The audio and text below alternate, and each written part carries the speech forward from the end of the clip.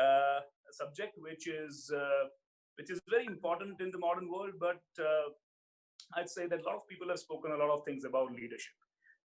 I'm gonna just keep it very simple with you guys. I'm gonna just share with you my experiences, and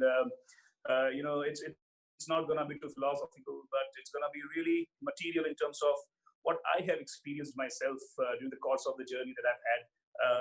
Right from the age of 13, having gone to the cricket ground as a cricketer, having played for the state at the age of 14, under 15s, under 17s, under 19s, and then having played Ranji Trophy, played Devda Trophy, the Lip Trophy, everything except the Indian team, and also got the opportunity of captaining the various teams right from Gujarat University to all the state teams, including the Ranji Trophy. And when we talk about leadership, largely, the first question I'd like to pose to you guys that whether do you have to be a leader? Whether do one need to be a leader to really contribute?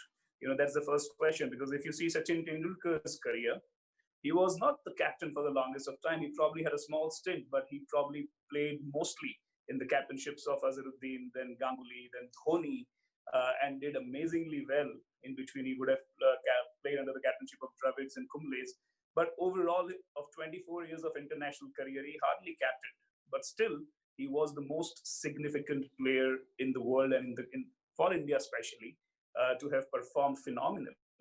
It did not require for him to become the captain of the Indian team to really contribute. Yeah. So the first thought, the food for thought, is that the very, very important thing is to have the aspiration to contribute. On the way to becoming a leader, whether you become a leader or not. I think the attitude of contributing towards whatever organization that you are involved with, may it be your company, may it be a society, may it be a community, may it be a city, state, or a country. Whether are you first of all ready to be accountable? One must think as a head of state, yourself, whether are you accountable for your actions? As simple as throwing things on the road, or probably a civic sense of driving your car with a mobile phone on, and various such basic things, or maybe raising your voice against something which is wrong. There are various things where when you put yourself into the state of accountability yourself, I think that is the most important thing, where you become a leader or not. But accountability as a human, that's the most important thing to start with. Coming to the leadership, because I believe that we all are running our organizations, and especially when we're talking about BNI, we are all decision makers. Most importantly, at BNI, the forum that we're talking to today, only the decision makers are entitled to become members. So I believe that leadership of the organization or the company,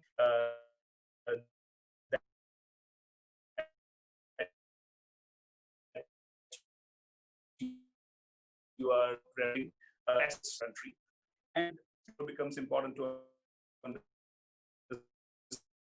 that ideology behind becoming a rightful leader. And I share that you don't raise your hand to become a leader. You don't really become a leader for your personal ambition. The very, very basic thing about being a leader is to first understand your own self as a human being. Unless you really evolve yourself as a human being, it is practically impossible to become a rightful leader, because a leader is a representative of a larger segment of people. A leader does not necessarily have to be very capable, but a leader does have to be extremely accountable, and a leader is the one who probably sees something that others cannot. Yeah, it is your vision. It is a leader's vision, which otherwise people than anybody else. But that easily a better captain Tendulkar, although Tendulkar best batsman in the world.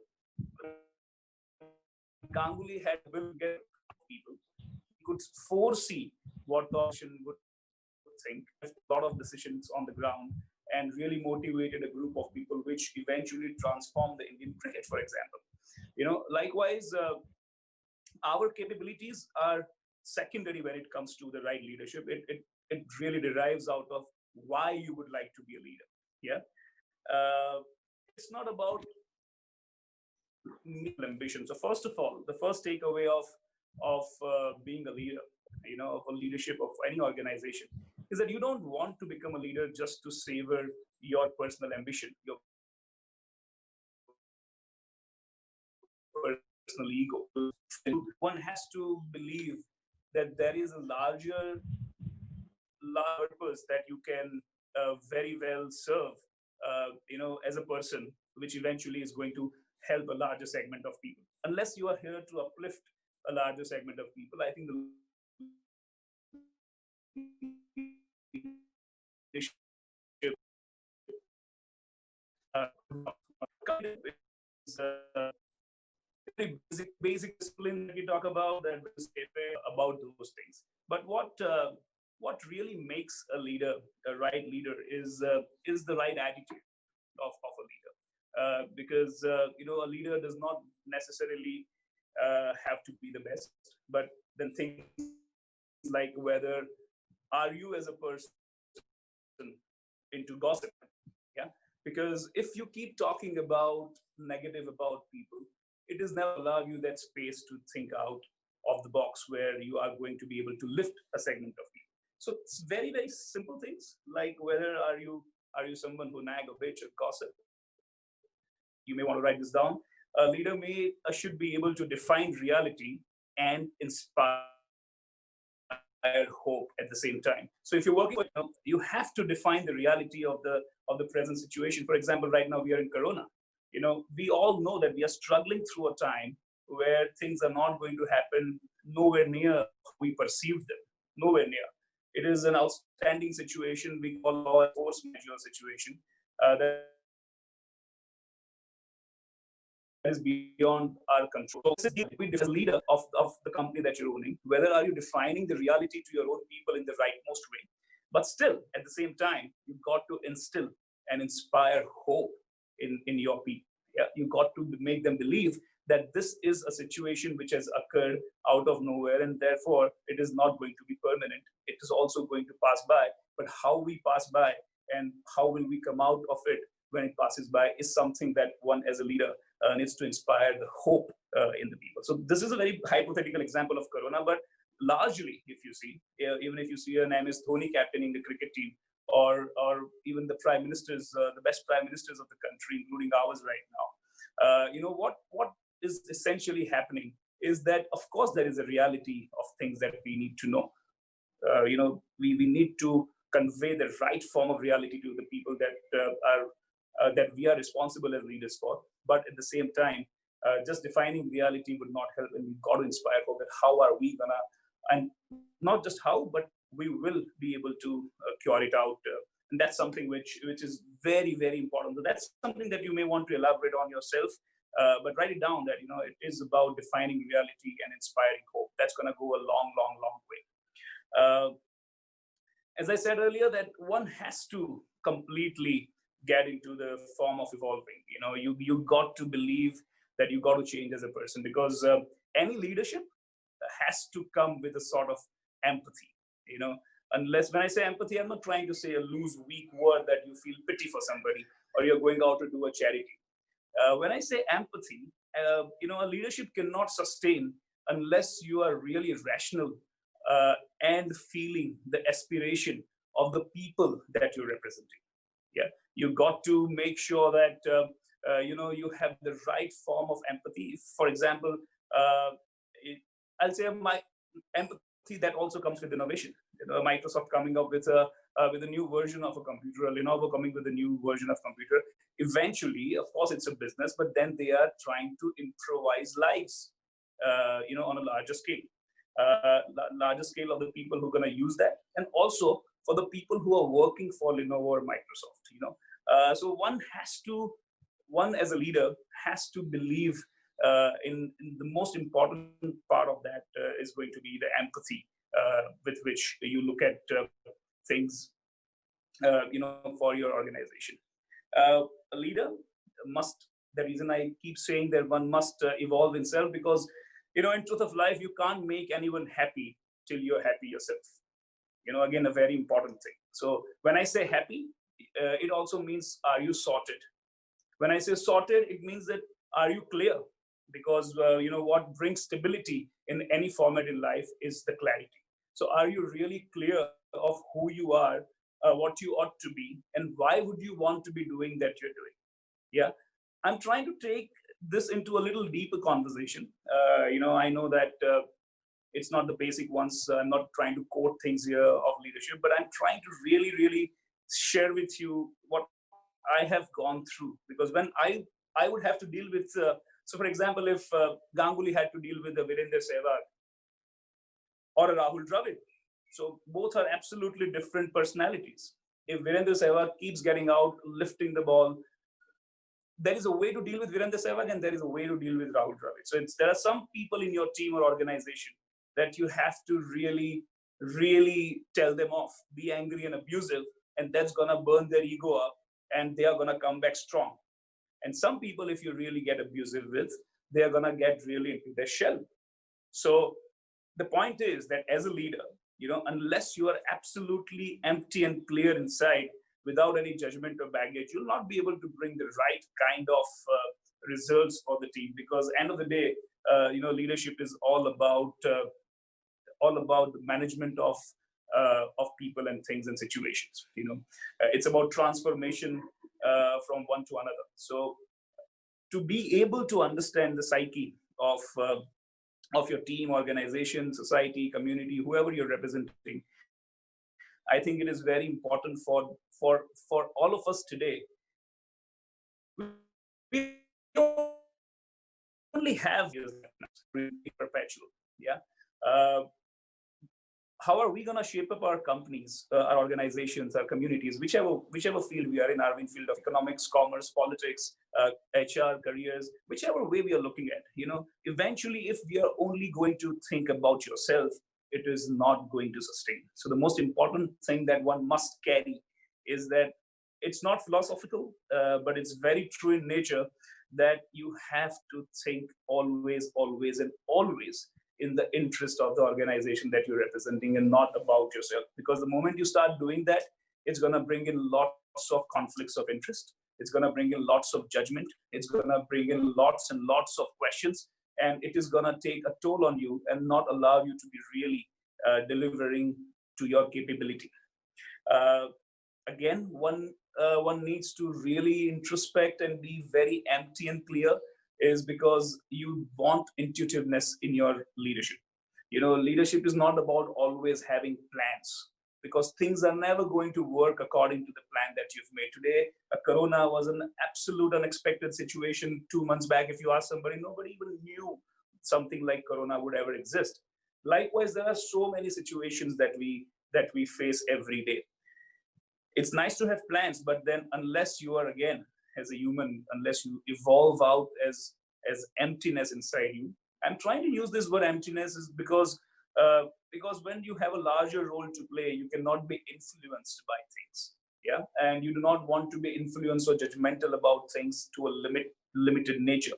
And therefore, one needs to work on one's own self. I'm going to talk on working on our own self, because what we eventually can really work on is transforming our own self first before transforming lives. So as a leader, you transform lives, you transform situations. But when are you going to be able to do that? When you are able to first come to a level of transformation yourself. Because it is your thought process which is going to get contagious and get transmitted to the people you are acting for. Yeah, because you are the one who are chosen. As I said in my talk, that you don't raise your finger and say, I want to be a leader. I remember that I was 15 when I first got to captain any cricket team in my life. And I was only a stand-in captain because the regular captain got injured on the day before in the net practice. And on the day, I was actually an extremely introvert, shy, intimidatable person as a kid growing up. But somehow the coaches felt that I had that ability to think in the interest of the team.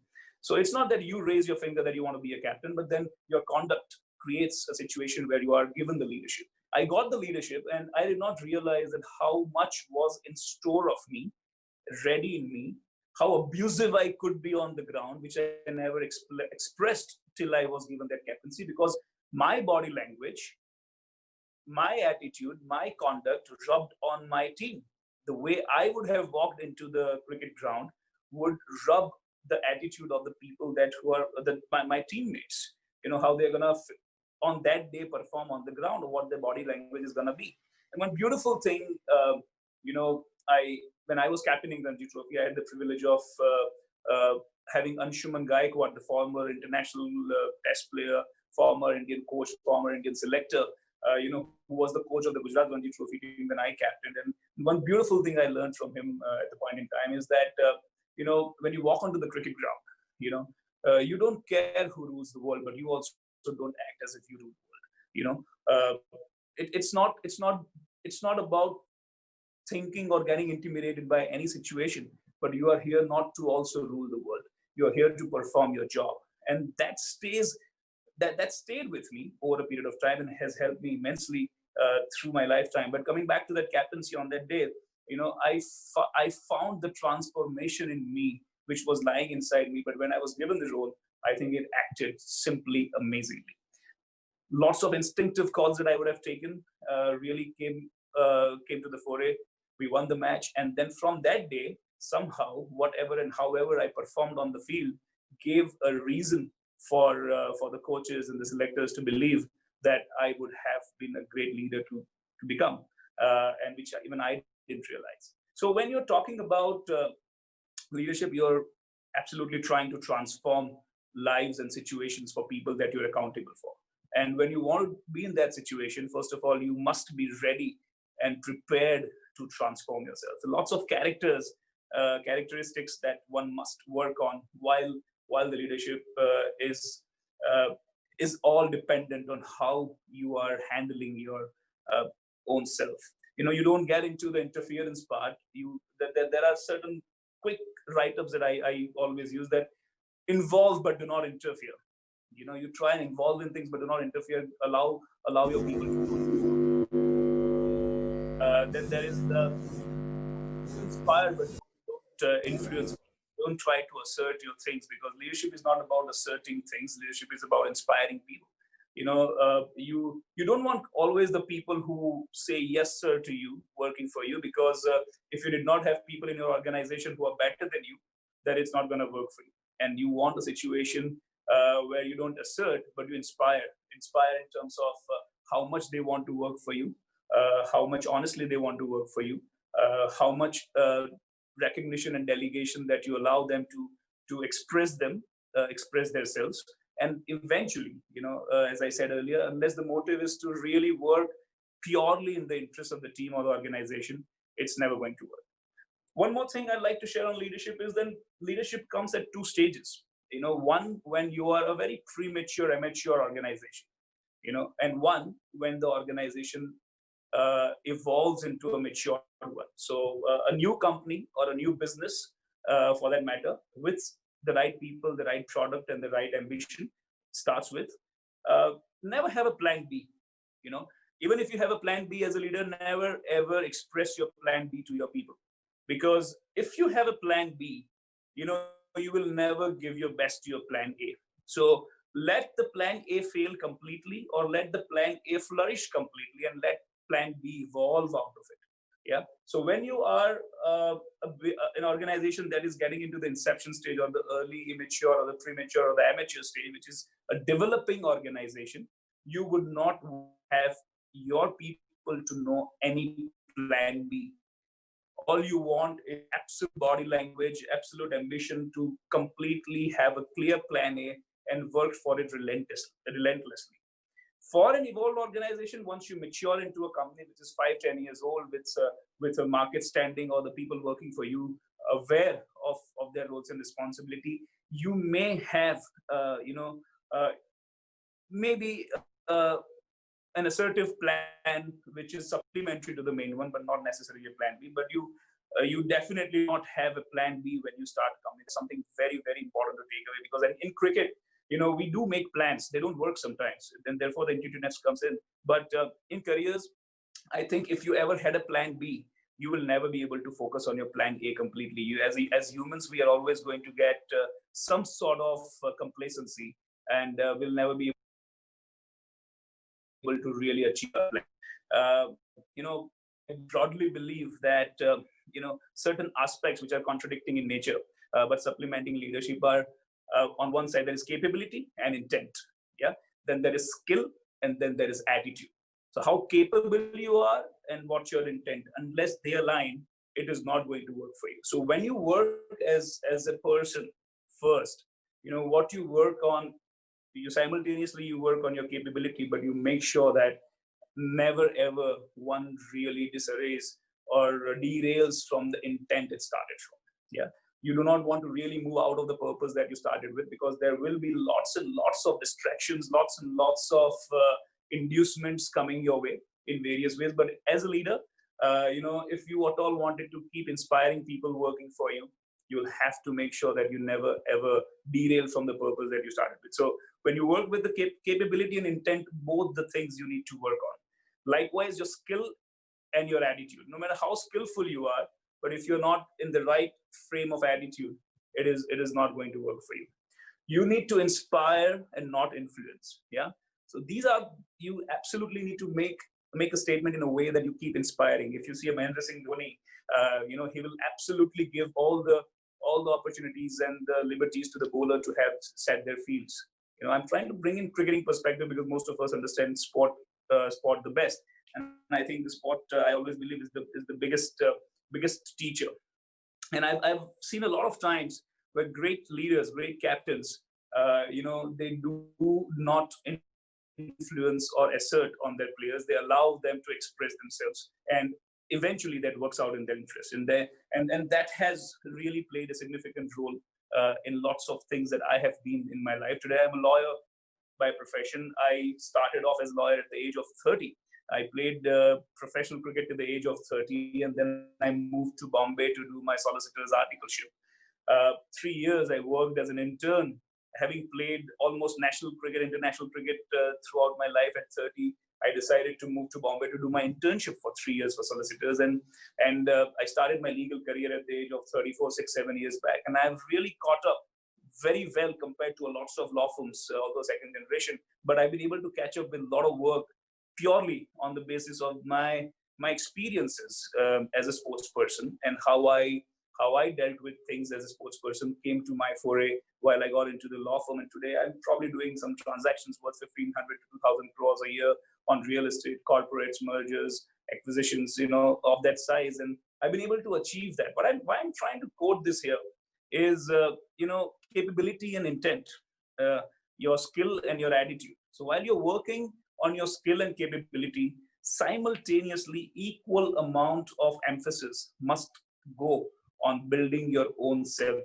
because unless you are going to make a really strong you, you're not going to be able to make a real good difference to yourself. And unless you make a real good difference to yourself, it's not going to come up in any good way for your organization, whoever you are representing. Um, Integrity, relationship, and happiness are the three most important things that I have taken away, from my experience of dealing with cricketers in India, cricketers in England, lots of law firms across. And as a human or as a leader of the organization, everything comes at a cost in life. So we got to make sure that we clearly know that what cost are we ready to pay for anything that we do. And I think three things that we can never ever compromise with as independent people, independent person, or as a leader for our organization, is we can never ever let anything come at the cost of our integrity, our relationship, and most importantly, our happiness. Because end of the day, as I said, we only have 20, 30 years left. How we see this world largely, is going to play a very significant role. Unless you see the life from the aerial view, it doesn't make sense. If you, I always quote this example. While till we didn't have GPS, we would not have an idea of how long it's going to take us to reach at a place when we are on the way. But after we've had the GPS, we've been able to understand it's going to take 20 minutes, 22 minutes with the aerial view that Google brings in, with the Google Maps bring in. Are we really looking at the life from the larger area? Because if you are supposedly claiming yourself to be a leader, are you able to see something which the others cannot? And are you able to see a larger picture? Are you able to see things from the aerial view of how things are going to be in the coming 5 years, 10 years, 15 years, 20 years, 25 years? And are we able to really start working on things on the basis of which, So unless you, and what the larger picture is, the larger picture is that, we are here for a limited time. So are we really gonna try and work on the purpose that we clearly set out, or are we gonna really compromise doing what we are doing with the distractions, including being unprepared, including being selfish, including being not insightful and not investing the right amount of time in your own self-development?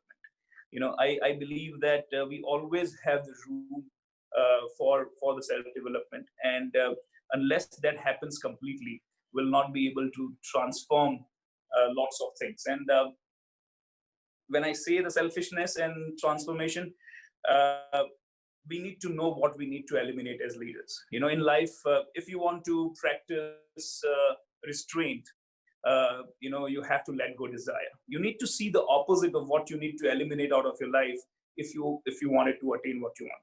If you wanted to attain forgiveness, you have to eliminate anger. Yeah. If you wanted to practice humility, you need to eliminate seeking attention. If you wanted to practice content, you need to eliminate greed. Likewise, if you want to really practice a rightful leadership, you need to really eliminate certain vices out of your system, and which includes what I just discussed with you. It includes the personified goals, the personal ambitions, certain characters that we have built over the period of time. You've got to transform as a much larger, evolved human being who sees things much largely and broadly, and doesn't get into the tangle of smaller things. We keep inspiring and not trying to influence and assert things on people. Eliminate the assertion part of it. Eliminate the hypocrisy part of it. Eliminate the dominance part of it. Lots of things are going to come to your foray if you decide to eliminate things that should not form part of you. And that's only going to happen when one is absolutely in sync with the inside. And I believe it's my practice. I don't know whether and how it works for each one of you, but humanly, it is probably universal that an extremely fit body and an extremely fit mind, is the beginning of attaining any glory. So when I say body, of course, you understand your body well of how fit it is, but at the same time, you've got to invest a lot in your own self, in your mind and your soul, of what sort of human you are, what sort of human you were, and what sort of human you ought to be if you were to run an organization or lead an organization of people. Because eventually, as I said, leadership is all about upliftment of a segment of people, and it's not about just trying to attain your independent ambition. Unless there is an empathy in you in giving out. Of course, money is going to be the byproduct. I'm not trying to take anything away from money. Money is a byproduct which is going to come in a great size and shape. But how it comes, how sustainable it comes, how truly it comes, and whether it really uplifts a larger segment of people and not just one or two, it's gonna be very, very important. If you see larger organizations of the country, it's always for the larger segment of people. So I think those are my very straightforward takeaways. And I believe that a small talk. I just wanted to have a quick chat with you on this. Life is all about two things. It's about technique and tactic. Yeah, if I call it capability and intent, if I call it skill and attitude, life is all about technique and tactic. As a leader, you must understand the technique of how to do things, but at the same time, you need to understand the tactic of why and when to implement, execute, and adopt things. Unless the technique and the tactic both align with each other in every sphere, it is not going to work. I mean, if you see a Mahendra Singh Dhoni bringing on Virat Kohli to bowl sometimes, which is absolutely absurd to be heard of. But then it's an intuitive call, because on the field, when your best bowlers are getting hit through the park, you have to bring in a change which probably puts the opposition in question. And more often than not, those things have worked. And that can only happen when you can gauge situations on the field, because issues will be thrown at us. Will not be able to run away from that. And our intuitiveness, what separates each one of us is our intuitiveness and instinctiveness, which is probably coming out of our emotional intelligence. Yeah, so you need to be extremely clear. The IQ and the EQ, as we say, the intelligence quotient and the emotional quotient. And I think as a leader, intelligence can be hired, but your emotional quotient of the clarity of the kind of human you are, you cannot be hypocrite in showing something and being one thing. That's going to play an extremely important role. One must practice in life of whatever we've got left. Yeah, one must practice to be at the most peace is try to be one person. You want to be one person. Anyone who knows you that, okay, Kirat is this, end of it. You want to be known as one person. That is what you want to work on. The moment you get disarrayed and get disguised with situations and act differently in different situations, it's not going to ever give you yourself a clear picture of yourself. And also the people working with you and around you and for you are never going to have a clear picture. So independently, when I say keep working on yourself, you want to also work on yourself to become one person. So every time you're referred to, it is very clear and straightforward that this is the guy you're talking about, and this is how he is. And not just for the people, but it's purely and most importantly for your own self, because when you are one person, you don't need to think any other way. The people who are going to believe in you, situations which are going to align with you, are always going to be with you, and the ones who don't will naturally, find their own ways and square up. So, most important thing to take away out of this talk is that all I wanted to share with you today on leadership, I didn't want to go into the quotes, and it's a cliched subject, otherwise leadership. But for me, I think I've been an autoimmune patient as well. I didn't realize till 35 that I had an autoimmune disease, which I overcame with a lifestyle. And that's given me, after having been a very active, physically fit sports person, when you come to know at 35 that you carry an autoimmune disease and your body cannot move beyond the point, it's very difficult. But what I have realized is that unless you really invest in yourself as a person, I think there is no fun. You have to really get to the bottom of it. And then when you go out and see the world in a different way, it really helps absolutely for you. So I guess that's about it, Nilesh. I just wanted to share certain things. If I'm happy, if there is any question that needs to be spoken about, Kirat, then I would still like to ask you to share one thing that me and Nikunj loved it about the thing that you told about Krishna's conversation with Arjun for the audience who are here. yeah. The one thing I have realized, over the period of time, guys, is that the theory of what Krishna beautifully, had said in the Mahabharata is Uttam Bano Shresh Nahi. We all individually, as well as when you're representing an organization, Uttam is striving excellence, and Shresht is trying to be the best. The difference between Uttam and Shresht, which is excellence and being the best, is when you want to be best, you have to better somebody. You have to be better than somebody.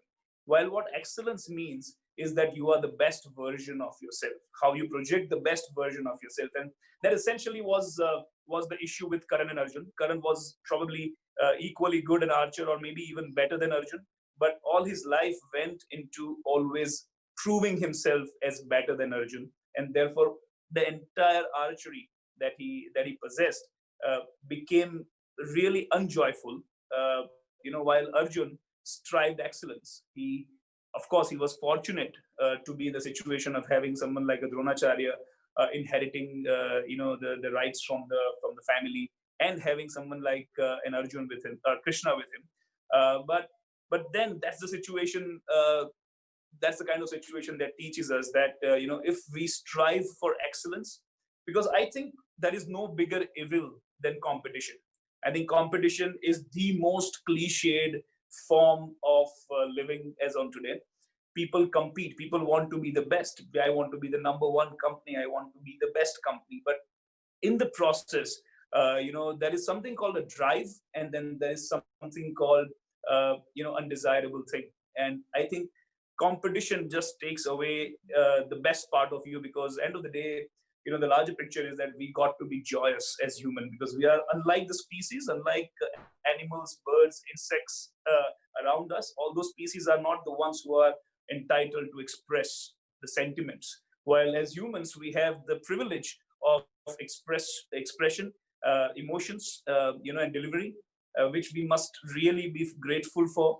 We must really, really use it to our benefit by making sure, that we don't fall in that trap, and have a larger perspective of being a joyous human being, a pleasant human being. And what therefore, something like a meditation or yoga brings in, it does not really give you happiness or takes away misery of your life. But what it does, it allows you to be in a zone of pleasantness, because all we could do as human is see the show and be pleasant. There are lots of factors playing around us, but if you want to really be in the top level of your mental game, I think you need to be more insightful of your own self, and therefore trying to be joyous at all the times, because what you are is going to reflect upon your families. It's going to reflect upon the people who work for you, or people around you. It's your body language, it's your mindset, it's your attitude, it's your state of mind, it's your present status, which is, you don't realize how much it rubs on people around you. And therefore, as a leader, you do not have the option to ever have a bogged down. In cricket, we say that when a captain is a batsman and not going through a greatest of times or greatest of form in his life, and when his shoulders are drooped, he is not the one who is going to be able to inspire the remaining team. So one thing that a leader must come up with is a state of joyfulness, pleasantness, and awareness at all points in time. And that's something that we got to be working upon. We have few questions, Kirat. Yeah. Sneha here is asking a question. When you are considering partnering, one sec. When you are considering partnering with another person or business, what factors are deal breakers for you as a leader? I think partnerships are merging of ideologies. So the first thing that you must really do a due diligence on is that whether, as a person, first of all, are you ready for partnership. So one thing is that a business makes sense. A business makes sense of having a partnership, but then whether are you individually a person? For me, for example, for me, partnership is very difficult, because I'm too clear in my thought process, and I like my independence in my decision making, and I probably come across as a little bit of authoritative person. But that does not mean that I don't value the other person. But then I have a way of working. Now it has to take a hell of a person to align for me to indulge into a partnership of something. Yeah, and once I'm indulged into a partnership, I'm the sort of guy who will commit to another level completely. But whether a partnership would work and whether what should be seen is whether there is a truthfulness of alignment of ideology. I'd like to bring one more thing here while I say this, is that the biggest truth in life is clarity. There is no bigger truth in life than clarity. And therefore, it is very, very important to understand anything that you are today in the most clear form. There is no bigger truth than that. Just telling a lie on somebody's face, or probably finding excuses, that they are all very, very shallow lies. The larger truth is that whether you have an absolute clarity of who you are, why are you here, what you're doing, and whether you have a very clear purpose. Unless you know the clear purpose and have the clarity on that, you'll never be able to make various decisions, including making a partnership. So my takeaway on any partnership, especially in business, unless it's driven by an outrageous calamity, outrageous bankruptcy, outrageous need of being acquired, merged as a business strategy, that's one thing. But purely if you're looking at the growth mindset, purely if you're looking at a point of view of growing from where you are, I think the partnership is absolutely about merging of ideologies. In such partnerships, opposites and contradictions don't exist. Okay. Nehal has a question. plan A does not work and still we have plan B ready, do we need to start working on plan B or replan the plan A? So, as I said that ideally, you know, at a mature stage in your life, you may have a plan B. I said earlier that if you when you are emerging, when you're starting up, I don't think one should have a plan B in the first place, because the moment you have a plan B, it's going to bring a lot of complacency and excuse to fall over from plan A. But when you are at a mature stage, I believe the question that Nehal has posted is I take hypothetically at a very mature state of life where you are trying to grow. So when you have a plan A, which you have purely savored and endeavored and lived with and being extremely successful with, you will not even have to think. You will progress. Like, for example, today I am a law firm. I am a law firm for 30 odd years. I'm a second generation lawyer. I am into practice for 6 years.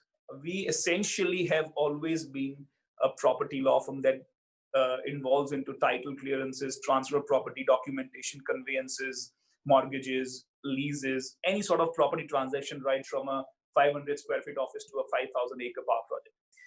Last year, we have transformed into the private equity practice, which is not a plan B, but it is a supplement to a plan A. It's not even a plan A or plan B. I'm not diversifying. I'm expanding myself. So whether your plan A and plan B are coming in form of expansion, it's coming in form of a supplement, a complement to the plan A. So I'm one thing I'm very clear is a non-litigation law firm. So under non-litigation, till now, we used to specialize in properties. But now we also have understood that in non-litigation, how people acquire properties, how we can also help them acquire companies. So after having an adequate amount of success, the right manpower, the right skill, the right understanding of the first primary business of property, we are able to now cater very successfully of how to run a private equity law firm, which is complementing to the property, because now properties are getting acquired through lots of private equities. So which is a complement, and I'm able to add that wing. And that is what I would probably understand from your plan A and plan B question. Okay. So Shiv Badra here is asking a question. As a leader, how do you deal with criticism from other stakeholders? Criticism on? Criticism from other stakeholders as a leader. So criticism is, so one thing you need to, so therefore, very, very, very good question, Shiv. And therefore I have kept talking about evolving your own self as human, because whether are you gonna allow somebody else to determine how good or bad you are. So criticism is all about dealing with what you have spoken about. Now, when you deal with criticism, what comes into picture is your clarity, your conscious, your guilt factor, your promises that you have made. So whether the criticism is gonna be dealt with in a rational manner or an irrational manner is going to depend on how clean you are. If you are clean and there is criticism, either you say F off or you accept it and you work on it and you be humble that, okay, if it's a positive criticism, you just say that, okay, I think it's a mistake and the organization needs this. We need to work on this, for example. But criticism is always going to be an integral part. The more you grow, the more questions are going to be raised, the more accountable you ought to become, the more responsible you ought to become.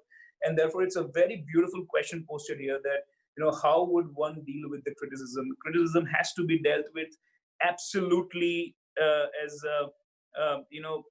just another thing. You have to raise your inner self so much that you should be able to accept your fault without any ego, and you should be able to let the criticism go if it was wrong without being affected at all. It is how you get affected with anything that is thrown at you, how you are able to deal with a situation that, it's like, it's like Steve Smith. If you watch the Test series, yeah, it's the most beautiful example of that. There's a series called The Test, and Amazon Prime.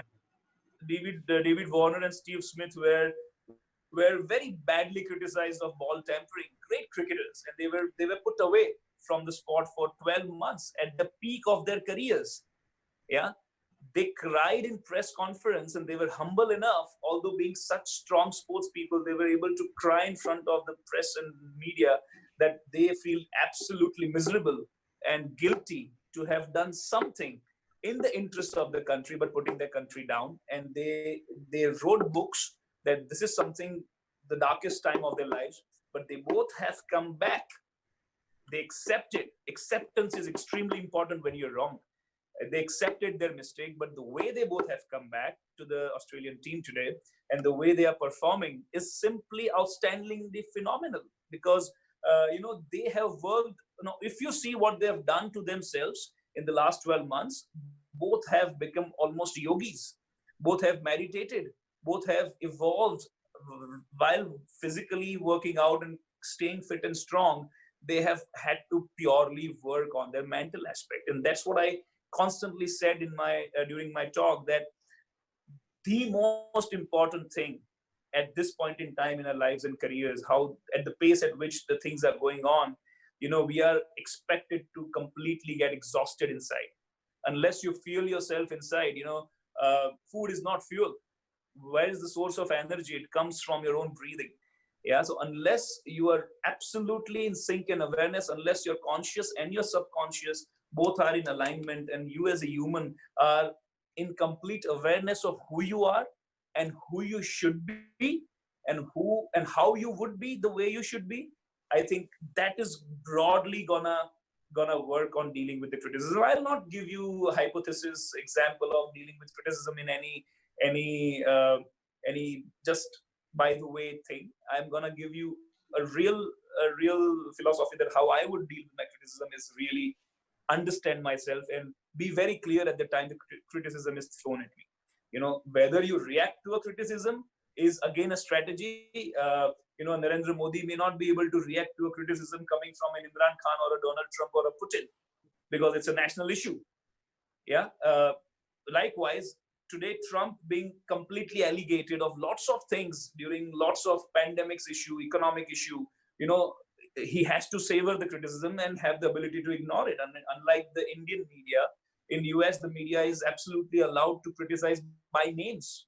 There are the competition law in US is quite different than India. Here we can't compete in a way, but in America, you can actually go on the national television and say anything about the opposite party or the leader in charge, or in any manner a company that is competing with you. So the way these leaders are also going. So when you are representing an organization, how you react, how you deal inside within you. So Rishabh is asking how difficult to be as one person. And did you find any difficulties to be a one person either in sports or in business? I have three more questions post this, 3 or 4 more questions post this. Yeah, I think it is not easy to be one person, but at the same time, it is not absolutely difficult either. So as I said, the ultimate truth in life is only clarity. So all you want to seek is in life, to be honest, to enjoy any material acquisitions that you may have. If you really wanted to enjoy it to the best possible way, it is being absolutely aware and full of clarity about yourself. You got to invest in yourself, because you can't be living somebody else's life. And we usually get really tangled into getting certified by people around us. We allow. I had one of the talks at IIM a few weeks back. On a TED event, I was invited to talk, and that's what I said, that success is an overrated syndrome, while failure is just a state of mind. Now, that sort of clarity is very difficult, because all we keep striving is for success all the time. And what is success? We don't even know what success means, to be honest. We are not clear enough of what is success. According to me, success is whether are you be able to the best version of yourself. Unless you are, as again, Uttam and Shrestha, excellence. Are you being able to be the best version of yourself? That's success for me. What results come out of it does not really have to matter. And you can't allow somebody else to certify whether you are a failure or a success. Now, that much clarity is required when you want to become one person, because what others have to tell you or tell for you should not really affect you.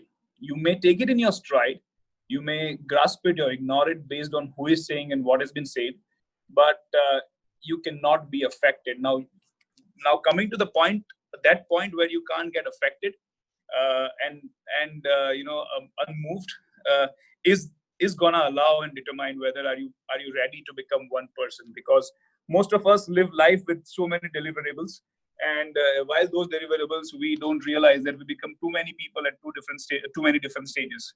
We are different when we come home, we are different when we deal with friends, we are different when we deal with professional colleagues, we are much nicer to people who give us business, we are not nicer to people who we already have, and we tend to take them for granted in life.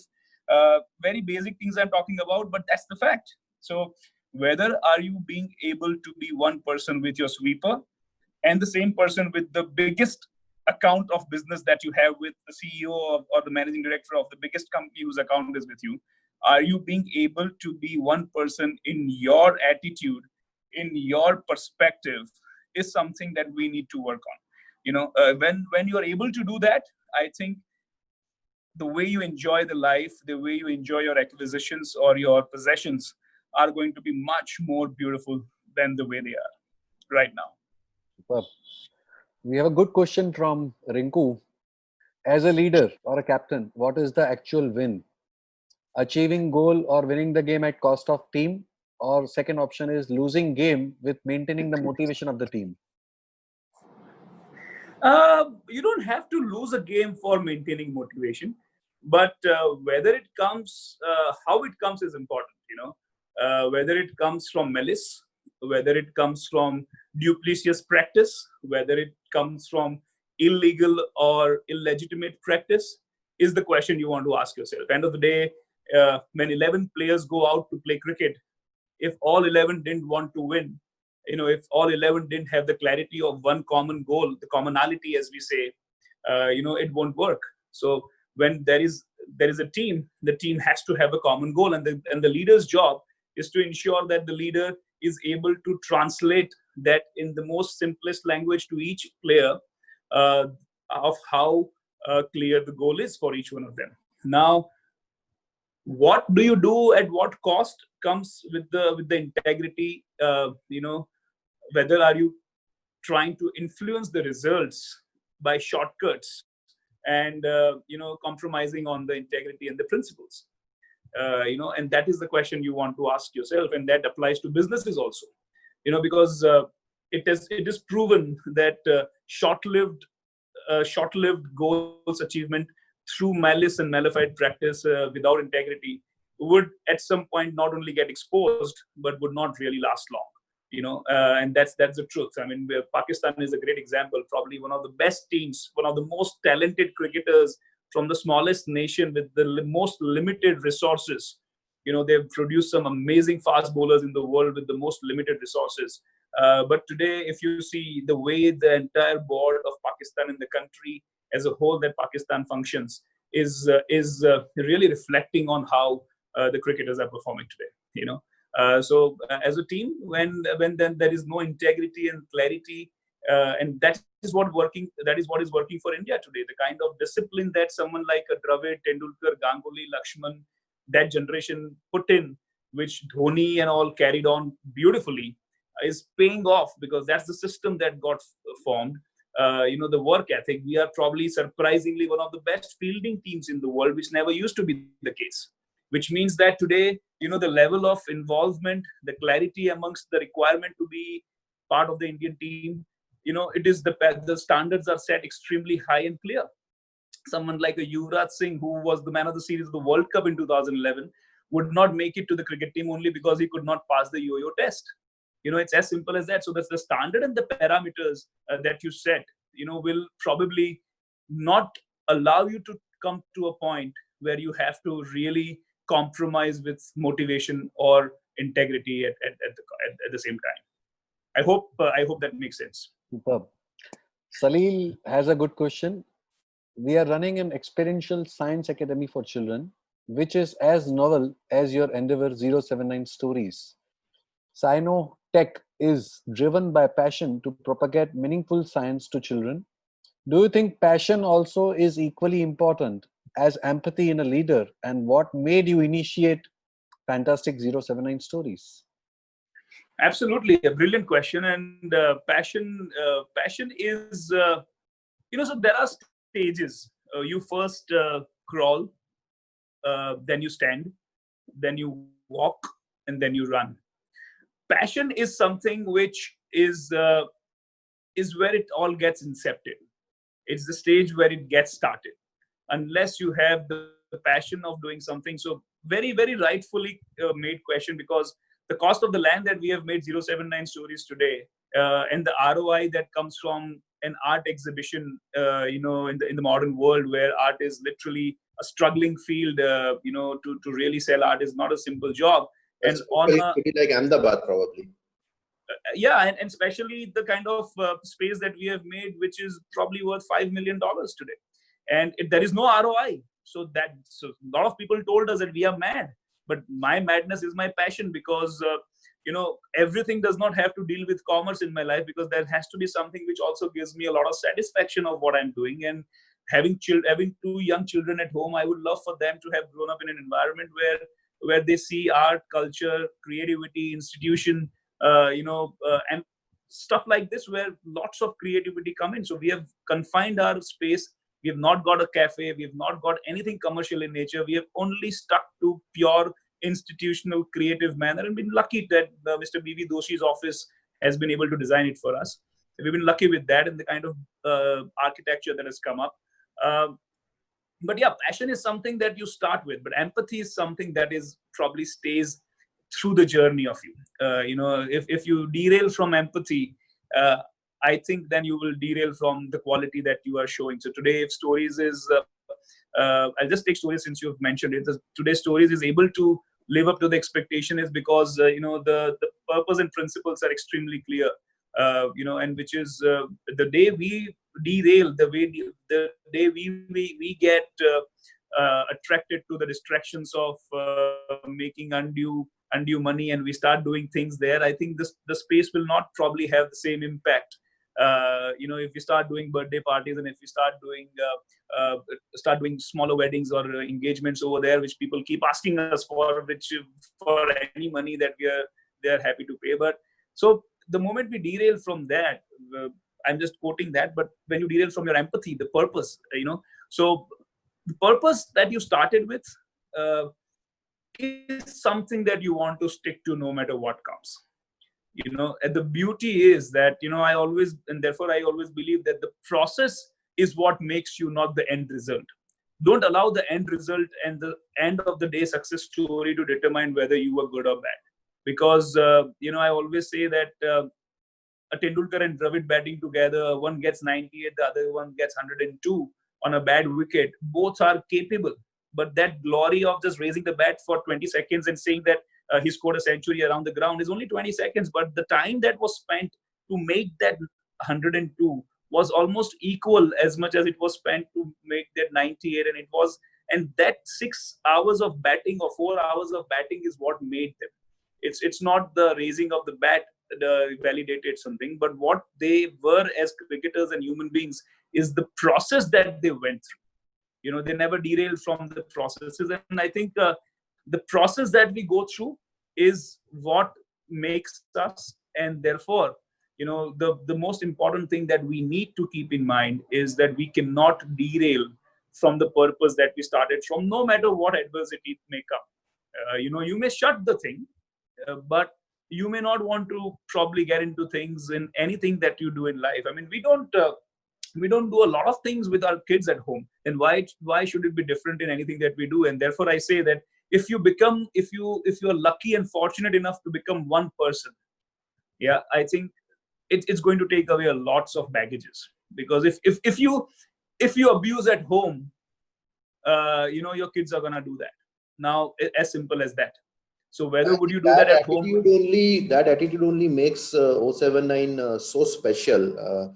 And people who do not know that, probably I would very highly recommend to visit the space. It is made amazingly beautiful, especially for kids. I mean, I've been there a couple of times for different exhibitions and all, and it's fantastically made. And congratulations to Thank you you. so much. And we have only started, and we have we eventually want to make it in a way that lots of good public events happen, and our next generation of the city gets to meet at a place which is institutional and creative in nature, and not just cafes and hookah bars. So when the next generation will start meeting over a coffee for making an artwork, or for making a creative sculpture, or maybe having a creative talk over a subject. I think that is where the generation, I think, where we are evolving as a community today. We are doing amazingly well as a city and a state, and I think the least that we deserve is to ensure that the generation to come next is fed with the right opportunity and the right sense of exposure. At least the ones who can afford to do that. Hi, Kirat. Hi, hi. So my question to you is, what drives you the most in making a living, and how do you sharpen that drive of yours for every time? What drives me most for The living? most, yes. I think it has changed over the period of time. I think when I was younger, what drove me was to between the age of 15 and 28, 26. I think the only thing that drove me was to play for India, and I would have done anything. But I think over a period of time, I think today I am extremely grateful for being a human, because having gone through various situations in life, I think unless we broadly, again, I'll go to the self introspection. We don't have too much time here, to be honest. Uh, if you're lucky, maybe 30, 40 years, we don't know when it's gonna stop. I like to see things in the aerial view first, and then I would rather confine it to a smaller view and come to the subject. But the larger picture is that the beautiful life that we have gotten. Are we really grateful for what we have, or we are just nagging and complaining of what we don't? Because most of the times, if you see, the queue behind you is much larger than the people in front of you. If I didn't play for the country, if I saw there were hardly a dozens who were in front of me who probably I competed with, but there were hundreds and thousands who wanted to be at the point where I was. But whether I see that and be grateful of what I've achieved and be proud of myself, or do I get dejected by seeing something which I haven't got, and I really miss out on the point of being grateful of my existence and presence, and all the efforts that I've made to be where I am today, and the efforts that a lot of people around me had put together, made to allow me the space and the time and the energy to become where I was. So whether are we looking gratefully, most importantly, are we grateful for what we have? And that is what I have realized today. That I mean, for example, my wife had to undergo 3 miscarriages, and I cannot be more happier now to have a son and a daughter, which I never thought I will ever have. Now, whether I be grateful of that today, that's changed my perspective altogether. So I really, in true sense, I really feel that I'm extremely grateful for whatever I have today, and for, most importantly, being a human, and allows me to explore so much around us. There is so much to do, and eventually, no matter how much you acquire, what drives me today is, for example, I've started this organization called HL Reunited. No matter how much you acquire in life, the most biggest joy is always going to come when you are able to give back and contribute. When you will be able to change even one life during your lifetime, even when you see one smile on somebody's face, I can bet you, if you were true to yourself, you will always feel much more complete and happier in having contributed than having acquired the most important thing in your life. So I think what drives is the understanding of the fact. I go back again to the main topic, that whether are we really knowing ourselves, whether are we really knowing our existence, the gratefulness of our existence, and whether do we have a purpose enough to really make this existence worthwhile. And that purpose always, I mean, there is no age to it. That wisdom can come out of either an absolutely outrageous event or incident in your life. The best people who are able to give and do lots are the ones who have suffered the most. If you see Amitabh Bachchan today, it looks like a success story, but I think 7 out of 8 times he has failed in his life. And therefore, you see the humbleness today in an Amitabh Bachchan, even at the peak that he is, because he knows that more times he has failed, and therefore he values what he has. And that drives him today, even at 75, to probably work the most in his house today. So the drive comes from awareness, and awareness of the ultimate truth, the clarity. Ultimately, it all boils down to whether you have the right clarity of your existence. And once you crack that, then everything will become extremely pleasant, joyous, and driven in nature. I think it's a little deep, but I would not like to lie. I'd like to share exactly how I feel. So I hope it makes sense. That You was did. superb. Thank you. Superb, Kirat. I would now hand over to Dr. Manish. All to you, Manish. Yeah. Thank you. Thank you, Kirat sir, for being here, spending your precious time with us, and giving this highly enlightening, inspiring, and motivating speech to us. One thing I would like to request you is, can you share some tip to all the leaders attending this meeting, which would help every one of us to thrive in this critical situation of lockdown and corona? Few tips, practical tips. I don't think, first of all, I don't think even I'm qualified to give any tips. I think all the people on this forum are really, really successful and leaders in their own way. But, it's a brilliant time. The only thing I am doing is, it's a brilliant time to introspect. I'm not bothered about work. I have not bothered about what will happen next. Maybe I'm privileged or not privileged, but it's again the mindset. I've just tried to get extremely fit in my mind and body. And that's an exercise that I keep doing every time I get some space to get extremely fitter in mind and body both. And that said, it's purely allowing myself to align myself with my inner self, because once you form the habit of looking things broadly and deeply, the only way you can perform is keep reviewing your inner self all the time. Like we keep reviewing our businesses every year, every quarter, every 6 months, of how they are doing, how the production is doing, how the sales is doing, how the marketing is doing.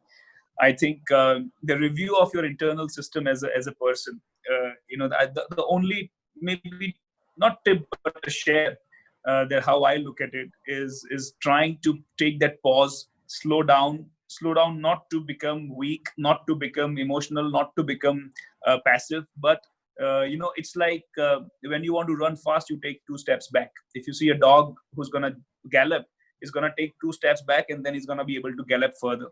So it's going back to the basics and sticking to simplicity, because I've always believed and experienced that intelligence is keeping things simple. The more you try to tweak and improvise uselessly, deliberately, out of your own mindset, is where the problem lies. So the simpler the things that you keep in your lifestyle, in your habits, in your strategy, structure, if you see if you see Tata's story, if you see Microsoft's story, lots of things they have just only stuck to simplicity and simplicity overall, and without undue issues.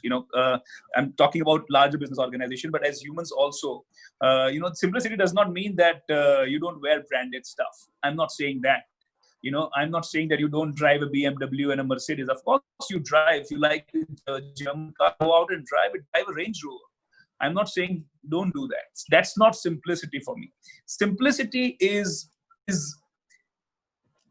how you really understand yourself internally, how you deal with your own self internally, and keeping the mindset in the most simplest form, which allows you to be at ease and peace, because every decision that we take, when taken at the calm and composed mindset, are the ones which are the right ones. The hyper, angry, desperate mindset decisions are the one which are probably not the ones that are the best ones for us.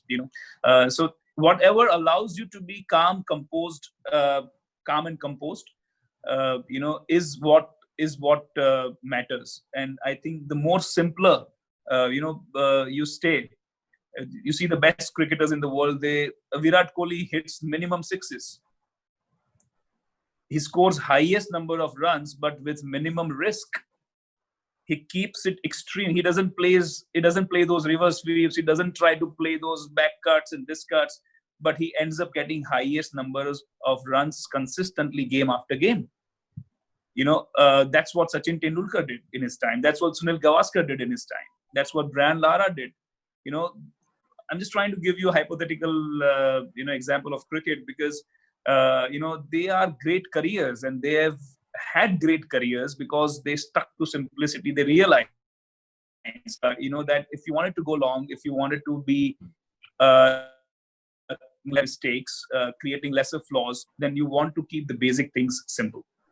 And so this time can be used in understanding your own self better, and trying and keeping things, absolutely low profile and simple in terms of their structure and strategies. And I think that's what I'm doing right now. Okay, great. So time to stay connected with yourself, trying to stay connected with your roots. Amazing, sir. Nice. And thank you, Nilesh Bhai, for giving us this opportunity to have such a great personality one-to-one with us. Thank you to Praveen Parmar, also Dr. Praveen Parmar from Vyapaar Jagat, for telecasting this event live. And thank you everyone for attending this meeting. Thank you so much, Yeah, everyone. Thank you, guys. It is inspiring always to listen to you. Thank you so much, Nilesh, Nikunj, Harsh, and Manish. Thank you so much for putting this up.